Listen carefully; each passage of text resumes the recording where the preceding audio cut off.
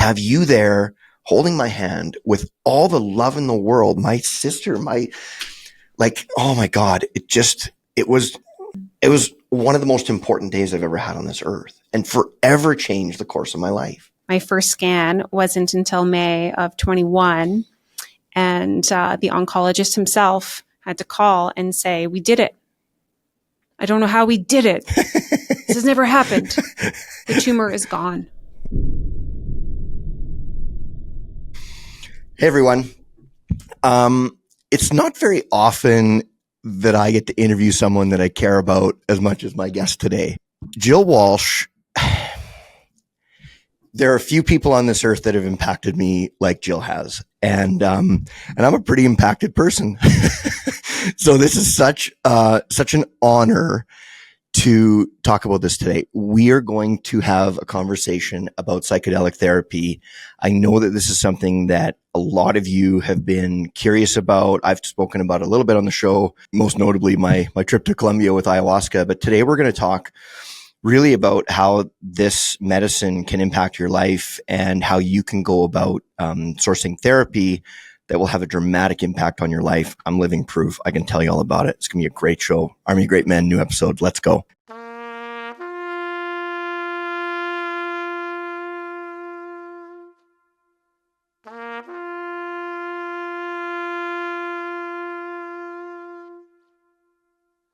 Jill, welcome to the show, my friend. I'm so glad you're here. We've been waiting so long to do this. And I've had a bunch of episodes in the works for a while, but this one is so near and dear to my heart. So thanks for joining me. We've been waiting. Yeah. It's time. It's time. And thank you for having me. Super excited to be here today and talk all about psychedelic therapy. Yeah. It's one of those things. It's pretty cool because for so long, this was very taboo. And now it's not. Now, so many of the people that we particularly people who listen to podcasts.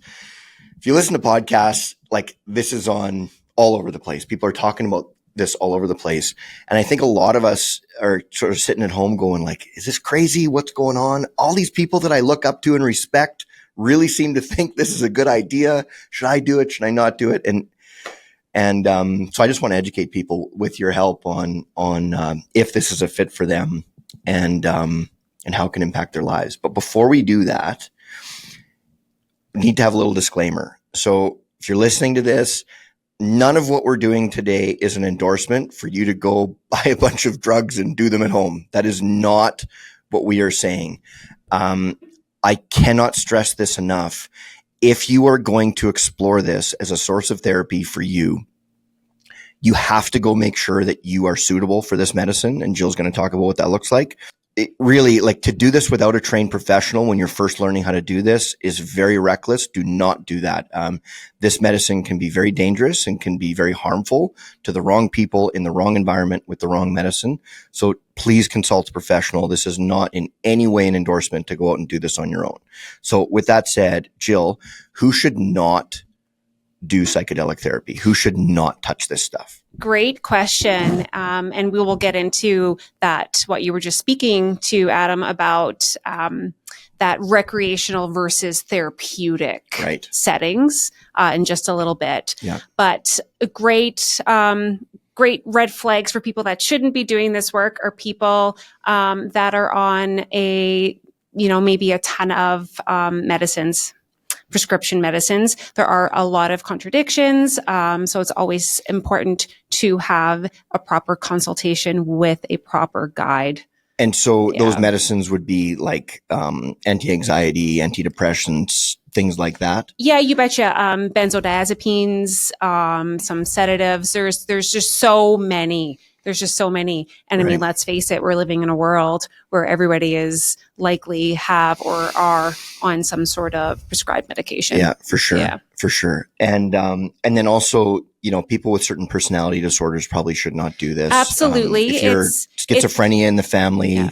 Yeah. Schizophrenia, bipolar, or have ever experienced psychosis for themselves or for anyone in their immediate families. It's not necessarily a hard stop, but it's a conversation. Right. For sure. Yeah. Because again, and I can't stress this enough, there are stories out there of people who've really got, kind of messed up from this stuff without taking the proper steps.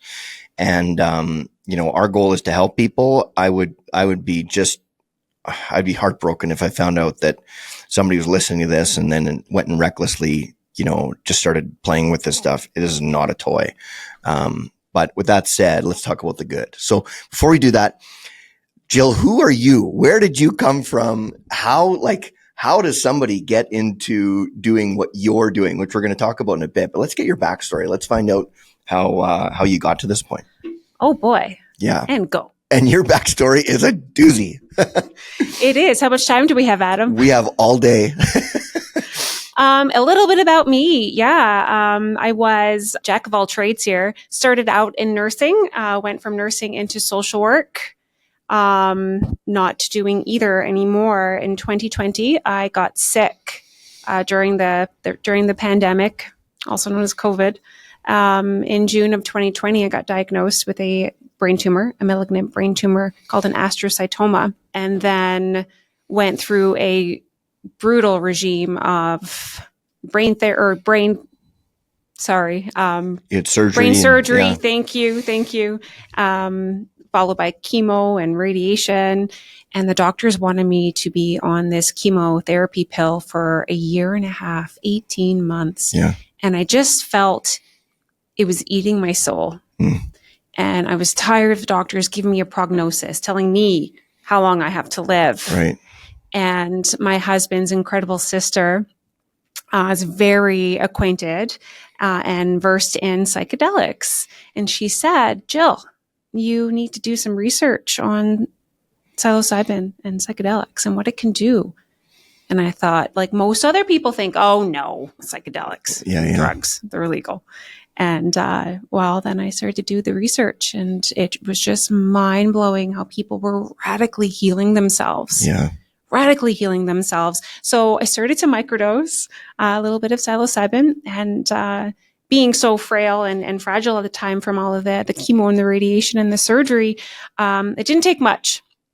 And I had this enlightenment and this profound experience completely by accident. So again, very important to make sure that you that you seek some guidance from a professional or from someone that knows this, because I didn't, right. And a little was too much. But it was profound. It showed me that I have this innate healing capacity within to overcome this and to rid the tumor. And the next morning when I woke up, I just felt different. Right. I just knew that I could do this on my own. Yeah. What a gift that must have been. It was such a gift. It was such a gift. My husband looked at me and was like, whoa, what happened to you? Slow things down. And I remember saying, you know what? You're either on board or we have to have a different conversation. Because it was just this deep knowing that I could do this. Yeah. I stopped taking the chemotherapy pill. I stopped. I would still go and visit. I didn't tell anybody at the time that what I was doing, that I wasn't taking it, because I didn't want anyone to get into that energy. Yeah. That was mine. That was your choice. My choice. And with that, so it's not just about always the psychedelic. The psychedelic is the tool that gets you inside. Yeah. Gets you in here. The rest is on you. Yeah. Which we'll talk about later. Yeah. And so coupled with that sense of knowing, and meditation and clean eating and diet, all of these things are important. Your guy, Joe.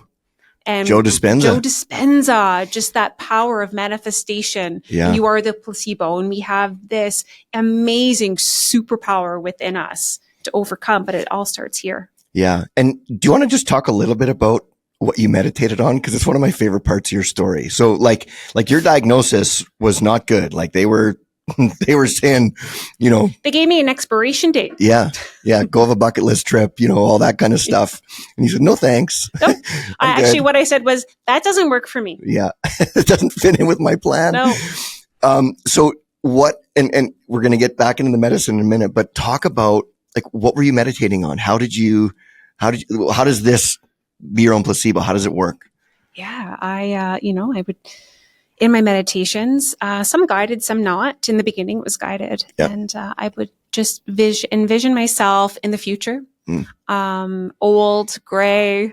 Playing with your grandkids. Playing with my grandkids in a field. I was at my daughter's wedding. I could see it and feel it. And I just knew like this has already happened. Right. I've already been there. Yeah.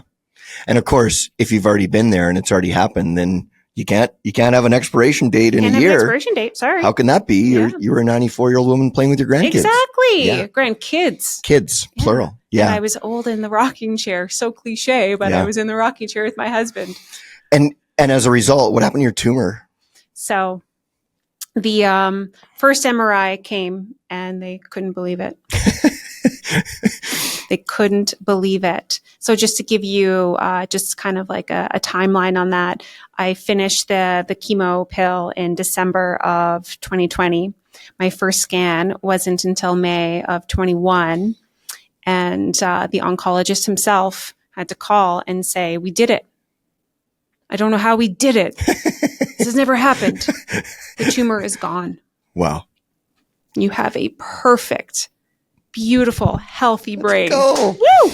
No big deal. No big deal. No big deal. No. And like, yeah, it's so cool. And for those, it's a whole different show, but like go research Joe Dispenza, Be Your Own Placebo.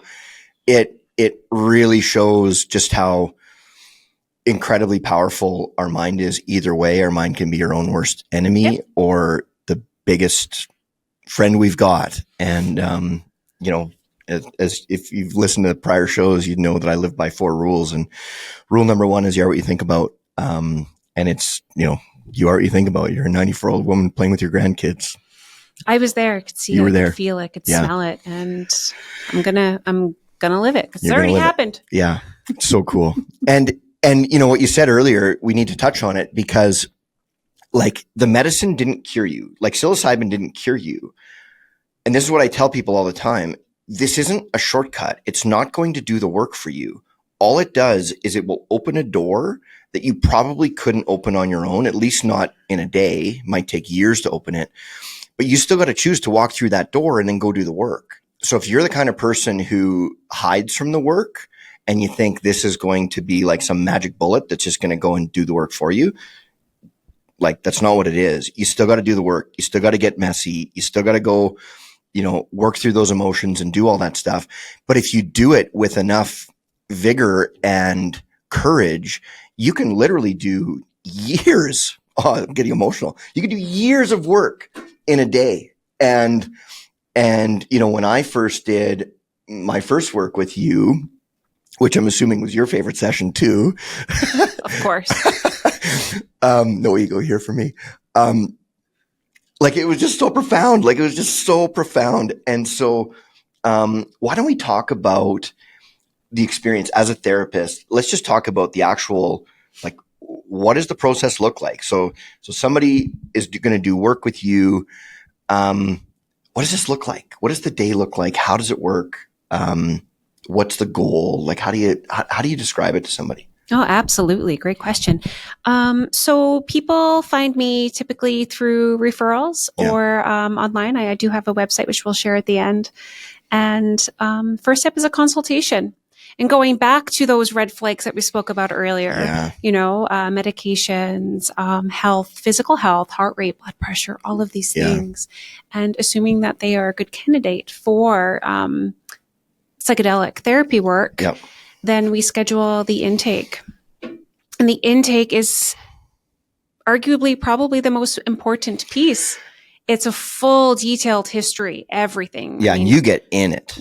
I get in it. You have to get in it because I need to know what could possibly come up in the day of the therapy, the session. So very important. But my most favorite piece is the end, the last question of my intake. What is it, Adam? I don't remember. How bad is that? What are my goals? What are my intentions? Oh, of intentions? course. Yeah. Intentions. Yeah. Right. Yeah. It's all about the intentions. Yeah. What is it that you're seeking? What is it that you're asking for? And, And so like, I remember what mine was. Like I was still very early on in my divorce process and I just didn't want to be angry anymore. I'm I'm not an angry person, but I was angry and it was consuming me. And like anger is a useful tool if you know how to use it, but can also be a cancer and it can just eat you alive. And I want to let that go. And we'll talk about that in a minute. But what are some of the common intentions that people have? I'm sure grief is a big one. I'm sure fear is a big one. Like what are some of the intentions that are the most common for people? You know, self-love is huge. Peace is a big one too. Yeah. Release the fear, the anger, the anxiety. Yeah. Let it go. Yeah. And it's neat because like what you described about, when you had that conversation with Chris about, no, this is what I'm doing. You leave without like, you don't leave kind of thinking this is something, like you leave knowing, like there's no doubt anymore. One of my favorite side effects of this medicine is that it connects you to God. People oftentimes like, I talk about my journey with, my desire to connect to God and, just my own spiritual journey. And it's like, you know how when you see somebody holding a baby and it's their baby and you see how much they love them, you haven't had a kid yet and you look at it and you're like, oh man, they look like they really love them. And then you hold your kid for the first time on your own and it's like, that's what they were talking about. Now you're making me cry. Yeah. But it's like, I'm just trying to describe the difference between like thinking something and seeing something and then knowing it and feeling yourself. And, it's one of my favorite side effects of this is that knowledge that there is something bigger than you, because oftentimes in these experiences that becomes undeniable. Like it's not, I'd like to think there's a God up there too. I don't know. We had a visit today. I know. There is no doubt about this. And nobody can take that from you. No. Because once you see it, you can't unsee it. No, it's just like once you hold that kid in your arms, you're like the world is never the same after that, right? Time is different, right? Like I always tell new parents, if I've got a friend who's about to have a kid or something, and I'll say, well, yeah, the first thing is you've got to just let go of time, because once you hold that kid, a minute earlier, you didn't even know them. And then a minute later, it seems like a whole lifetime ago before they were in your life. So like that minute is like 1,000 years because you can't even imagine what it was like before. And when you gain this knowledge, in the medicine, that's also what it's like. Like you can't even wrap your head around how you thought the day before, because what you gain is so profound. And it's like, I would describe it more as wisdom than knowledge. You just come out and you're just like, nope, I got this. And it's such a cool thing. It's the coolest experience. And if you're hearing this and you're thinking this sounds crazy, yeah, like I get why it sounds crazy. But if you're hearing this and thinking, I kind of want to know that too, then, that's what you call the call, right? The call to the medicine right. And maybe an important piece is to explain how that happens. Yeah. It's because oftentimes when you are seeking this form of treatment and healing, it's because you're stuck. Yeah. It's because you're stuck in sympathetic, in the sympathetic zone in your nervous system. And what happens with the psychedelics, such as MDMA and psilocybin or LSD, it takes you out of the sympathetic nervous system into the parasympathetic. And put that in simpler terms, it takes you out of flight and fight. Right. I always tell my clients, it's like pushing the power button. It just calms the system down, turns off the fear, turns off those worries. Yeah. So that we can get in, so that we can get to the root of the problem. And so that by the time we come out, it is that knowing. Well, and it feels like it kind of turns your ego off too, right? Like so many of the things that, maybe we don't have the courage to talk about or the courage to admit about ourselves, right? Like you can't possibly make change in your life without awareness. And sometimes we put all these walls up around us to even stop the awareness from happening. Like, no, that's not a problem. No, that's not me. That's not me. Well, yeah, it's you. And so it's almost like flipping a light switch and turning all those barriers off. And because you feel so safe, right? Like one of the most common questions you ask is people like they're afraid, like they feel like they're going to be out of control, that they're going to be, like a runaway train or something that they're not going to be able to control. No.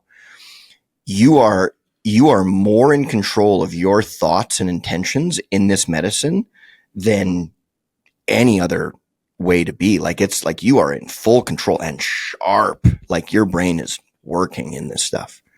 Yeah. The favorite things I hear from people during an experience is, wow. Yeah.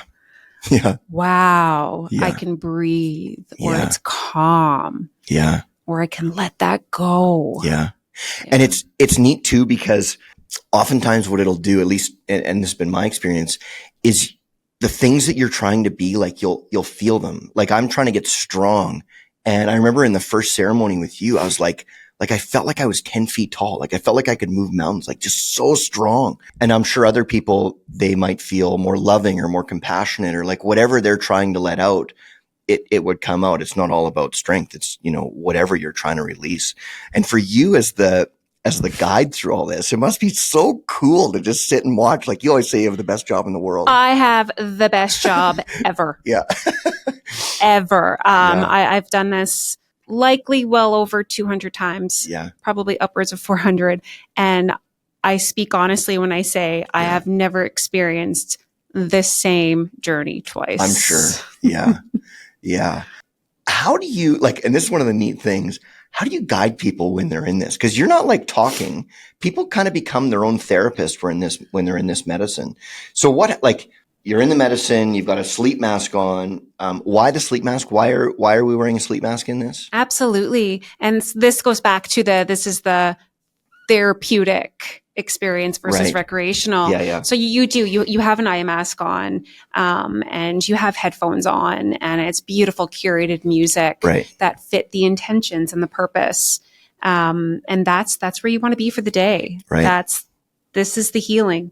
And this is the big difference between talk therapy, where you're out here in all the stimuli, versus going inward with medicine that takes the ego down, lowers the walls that you spoke of, allowing you to connect, to breathe, to slow it down so that you can safely go in and start picking off those layers of trauma or sadness or grief or whatever it is. And without the sleep mask, you probably they say remove one senses, the others get heightened. And with the sleep mask, you might see some visuals internally, but not really. But if your sleep mask was off, then you'd be seeing all the visuals in the room, and you wouldn't be able to just think about, your divorce or your, whatever you're going through.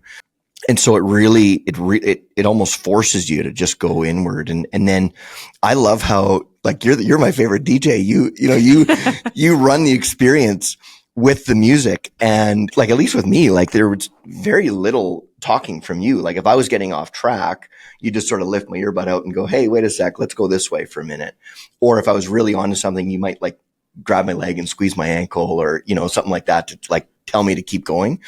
But I also love how, if I was getting some somber thoughts, you'd play music that was nice and low and quiet.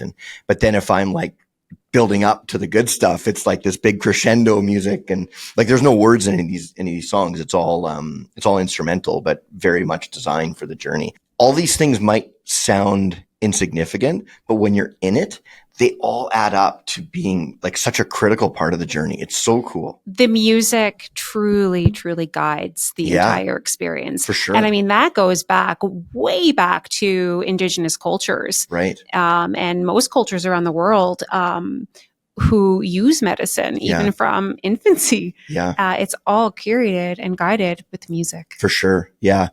And the infancy part, that's a funny thing. When I was in Colombia for ayahuasca, I did 3 ceremonies of ayahuasca, and I have podcast episodes on my journey. I actually made a video diary. So if you're interested, go check those out. It's a really cool experience. But yeah, that was one of the things I was shocked at, is these indigenous tribes, they start at 3 months of age in the medicine. And this becomes a practice of theirs for their entire life. It's no different than eating and drinking and sleeping, and it's just a part of their guide, which is why so many of them are so dialed in and connected with God. I mean, it's all they know. And themselves. And themselves. And each other. And each other. Yeah, for sure. The people I worked with in Colombia, I mean, they're the healthiest people on earth. I mean, the guy who served me was 66 years old. He has a 3-year-old daughter. His mom lived to be 120. His dad lived to be 119. Like these are the healthiest people you're ever going to see. And, like Taita Aristida, the man who served me, he lives in a little house with a dirt floor. I think he owns 2 pairs of shorts and a couple of shirts. Like, and he's the most enlightened man I've ever, like, it was the coolest thing. He's modest. Well, he knows what's important. Absolutely. Right? And as, as we were joking after, he's not going to rich millionaires in New York asking them for advice. They're coming to him. What does that tell you? It's, really profound experience. So Jill, why don't we talk about the different types of medicine and the utility that they all have? Because there's a number of different options out there, and all of them have a different utility, a different reason for using them. Let's go through them. What are the medicines that you typically work with, and what is it that those medicines are able to do for people? Yeah, no, great question. I think I'd really like to keep it to MDMA and psilocybin, as those are the ones that are becoming more accepted through several clinical trials. And here in Canada, actually, you can access these medicines now under the special application program for people that have severe mental health diagnoses and for end-of-life terminal patients. Those are just the two that I also am most familiar with and work with. Right. So for MDMA, it's considered an empathogen. It's considered the heart medicine. Okay. Yeah.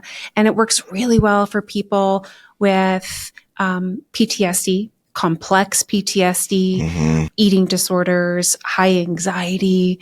And it really allows the body to just breathe. Yeah. Just slow it down, love yourself, connect, and there's zero fear with MDMA. Yeah, your heart is wide open. It's such a beautiful experience. Yeah. I'm sure my husband wouldn't mind me saying when I say it's his favorite.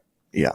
Well, and LSD is probably my favorite, but in terms of, and I asked permission from my girlfriend, but I think my buddy Ryan said it best. If every couple did MDMA 4 times a year together, the divorce business would go, just go away. Because you'd either have the most amicable divorces ever, or you'd work through your stuff. Cause it's so neat. When you're having that conversation with your partner and they're talking to you about, I wish, you'd do this differently or this differently. And you're just, well, you do this. And, you're all defensive and everything.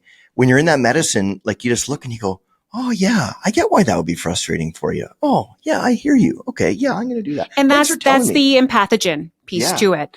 It just lowers all of your defense mechanisms. It just brings the calm down so that you can very safely, non-biasedly, unjudgmentally have those deep conversations and work through it. And the first time my girlfriend and I did MDMA therapy together, when we were done, I was like, was that the best conversation you've ever had? Because I think that's the best conversation I've ever had with another human. It is so, and you hear MDMA and you think, oh, this is that party drug and whatever. And yeah, that's what a lot of people have used it for.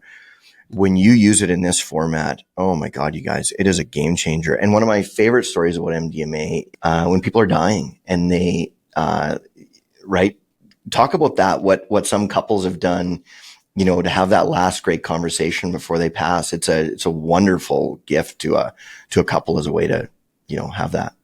It's a beautiful experience, and I haven't facilitated that experience, but I have heard from there's lots of people that have, and it makes it easier. It's almost like removing the grief before it even begins. It allows the person that's dying to very gracefully, peacefully accept. And then it allows the loved one, the caregiver, to really be seen and heard. Yeah, it's a beautiful medicine. And there is a big difference between ecstasy and MDMA. Yeah. What's the difference? MDMA is not ecstasy. Okay, let's talk about Ecstasy is MDMA cut with several different agents. Okay. Yeah. Could be speed, caffeine. It could be so many different things. Right. Yeah. Right. So MDMA is pure pharmaceutical grade. It's pure pharmaceutical. Yeah. It doesn't make you want to get up and go to a dance party. No, definitely not. Well, nothing would make me want to go to a dance party, but let's be honest.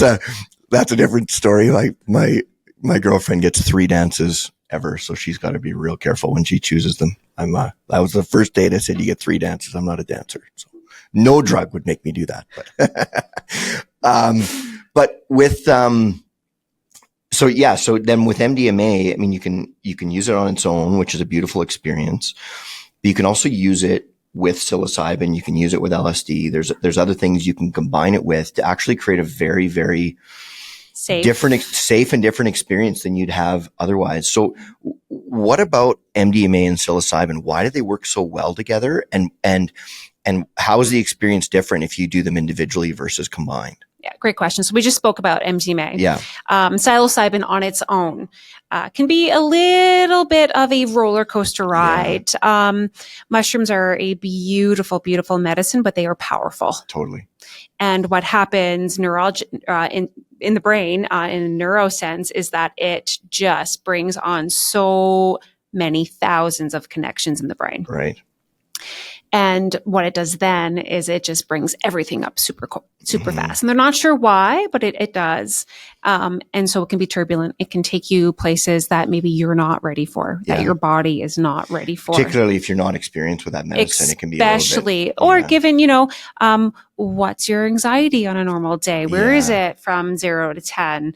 How much trauma has there been? What are the stressors for you right now going into it? All of these things matter when deciding medicine for the first time. So when you combine it, and we talked about how peaceful and calm you are with MDMA. So when you combine it, it adds that to the experience.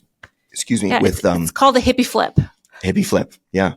And so you do a little bit of the MDMA first, a smaller dose than what you would do if you were doing it just on its own. Its own.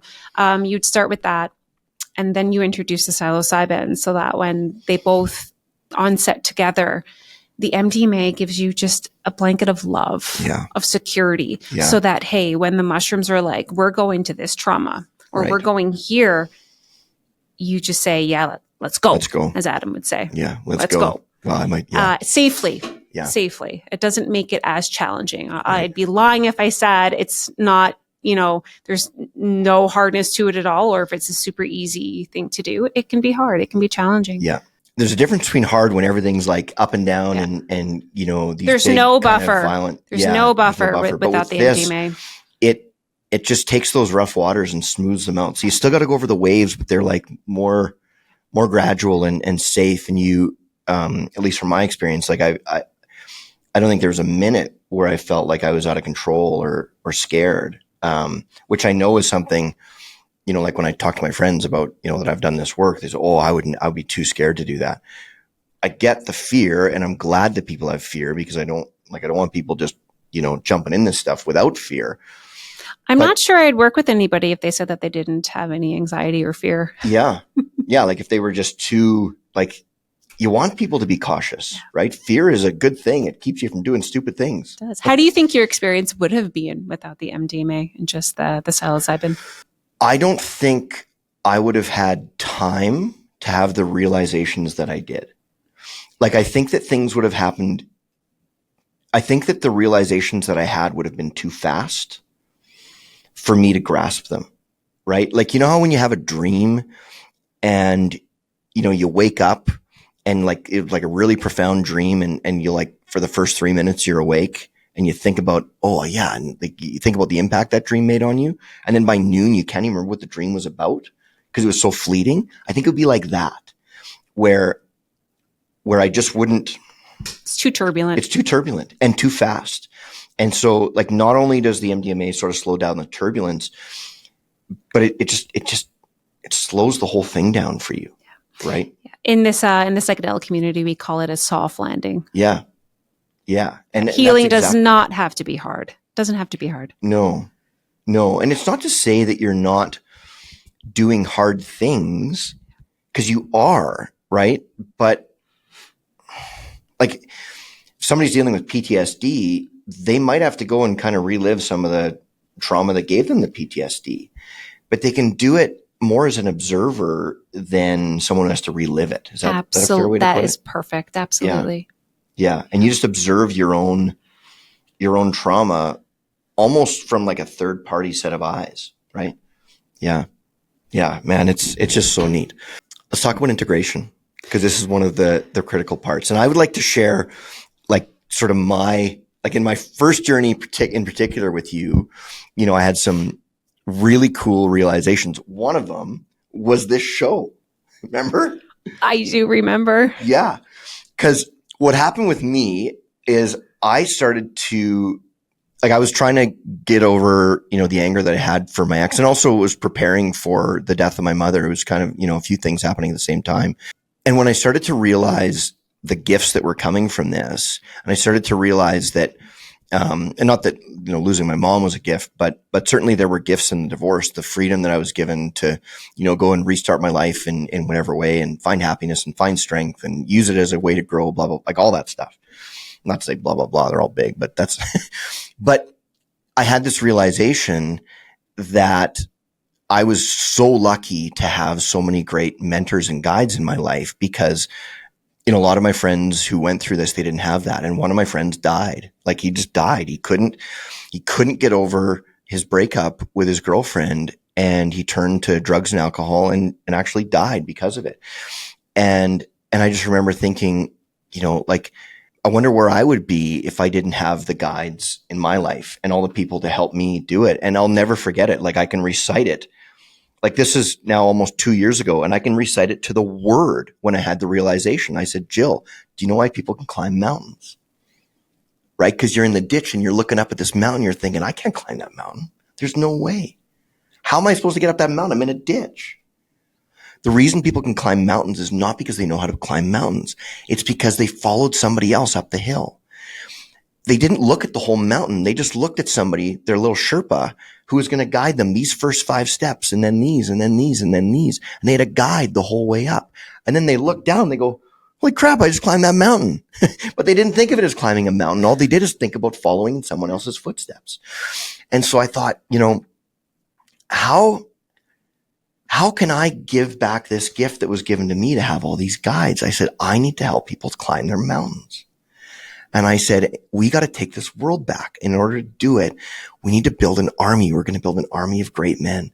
And you wrote it down. I did. And then when we were done, you looked and you went, Adam, look at this. I think this should be the name of what you're going to do, the Army of Great Men. And then I went on Google, and I went through 10 pages of Google searches. There's 20 on each one. So that was 200.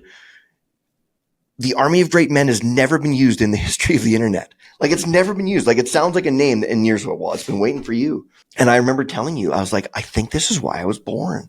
I think this is why I was put on this earth. And, in a different way, you talked about like leaving that session and knowing this was your path.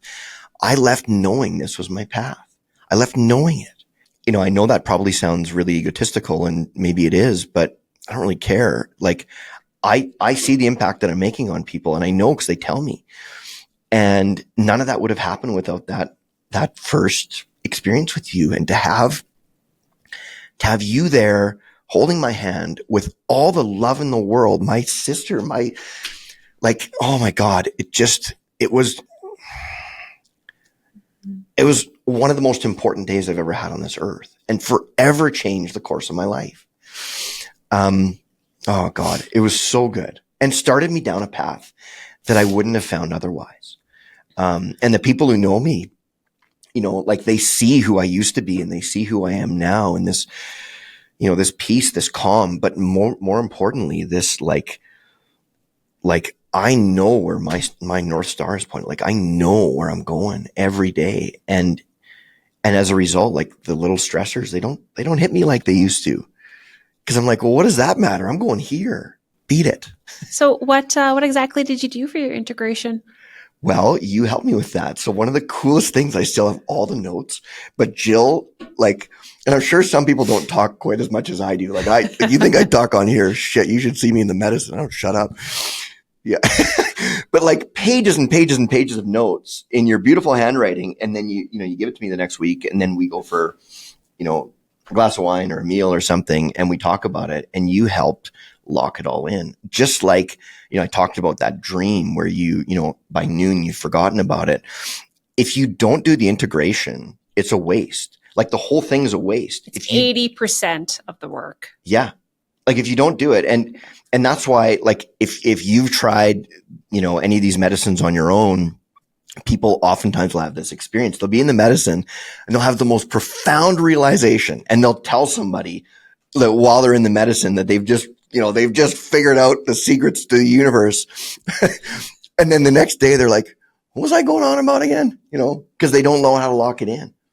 And so you just waste it. Like, you're given this gift of knowledge, but if you don't do the integration, it's gone. So like, how do you teach people how to integrate what they learn in this? How does it happen?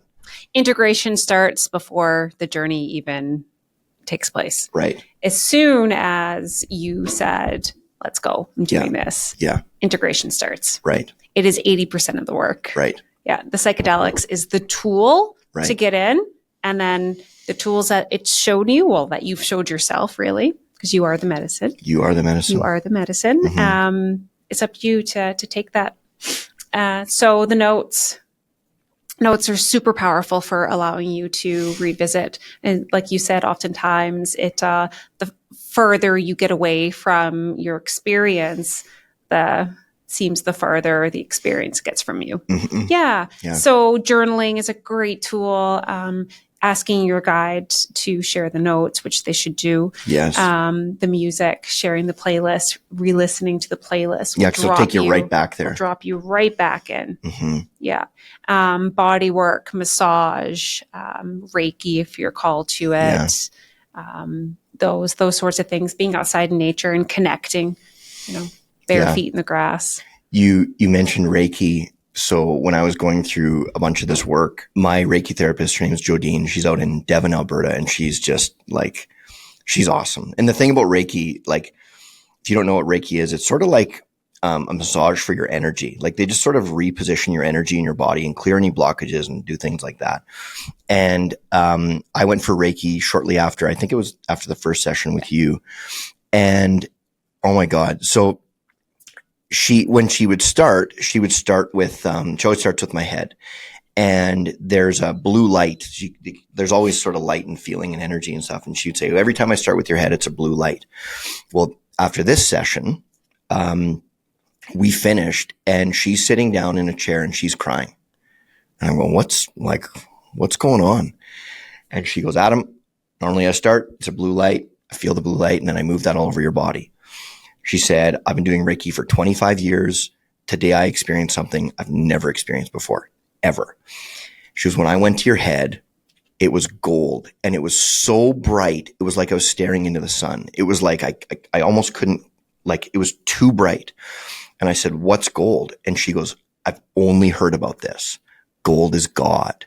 She's like, you are so connected to God right now. She goes, for the first time in my life, I felt God, and I felt it right on the top of your head. And so she's crying. So she's been doing this for 25 years. She's heard about this from other Reiki therapists. And the day after the medicine, she felt God for the first time. Wow. Yeah. Like, no big deal. Yeah. No big deal. No big deal. Yeah.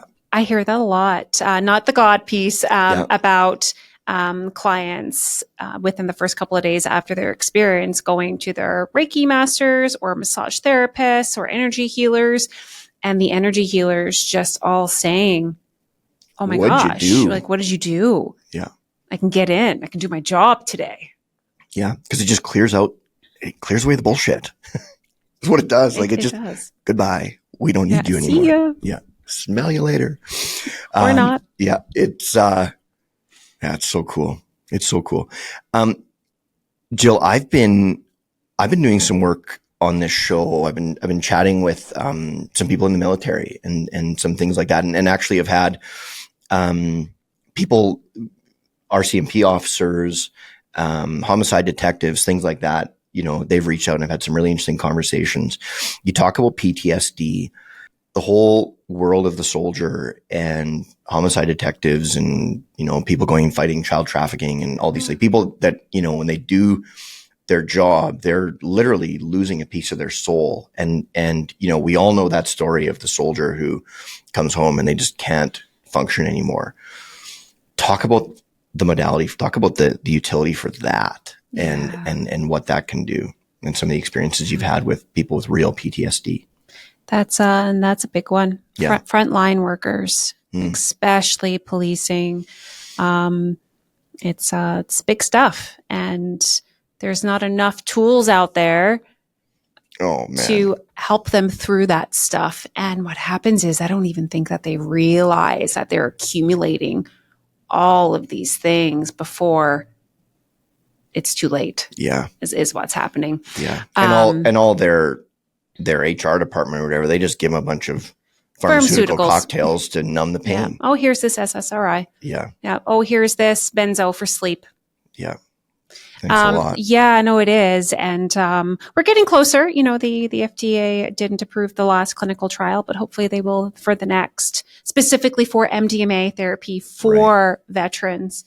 I have done work. I've been blessed and honored enough to do work with just a handful of veterans. Mm-hmm.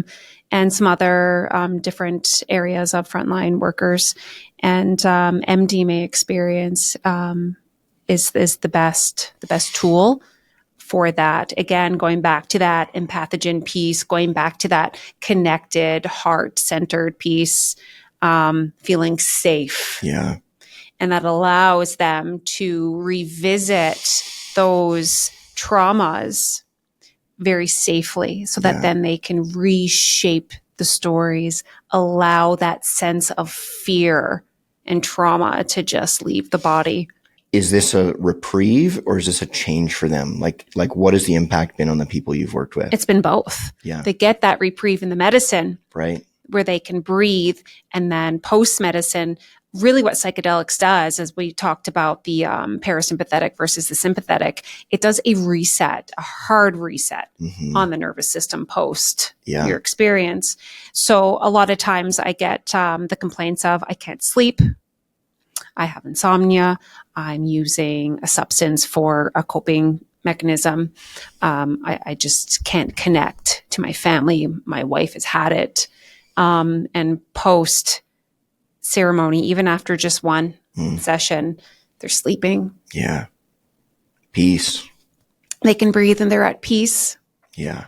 And I can tell you're getting emotional. Yeah. To give peace to someone who doesn't even think it's possible, right? They don't even think that a moment of peace could ever be in their cards again after experiencing what they experienced. And then to not just give them a reprieve, but a lifetime where they actually get to know peace again. How do you possibly heal and forgive yourself if you're still in the trauma? How do you possibly catch your breath when your heart never slows down? Well, there's no communication happening between the body and the mind. Yeah. And the past. Yeah. There's a disconnect. So the psychedelic experience, especially with MDMA, really allows them to sync and to all start to work and to talk and to communicate. Yeah. And oftentimes one could be enough.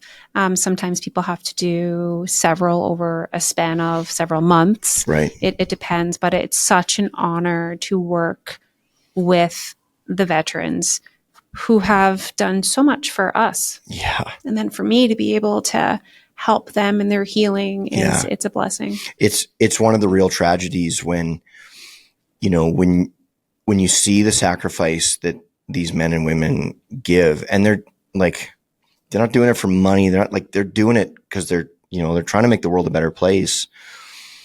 And then to give them something that gives them a chance at a life again, right? A chance at peace, a chance to have healthy relationships, all that stuff.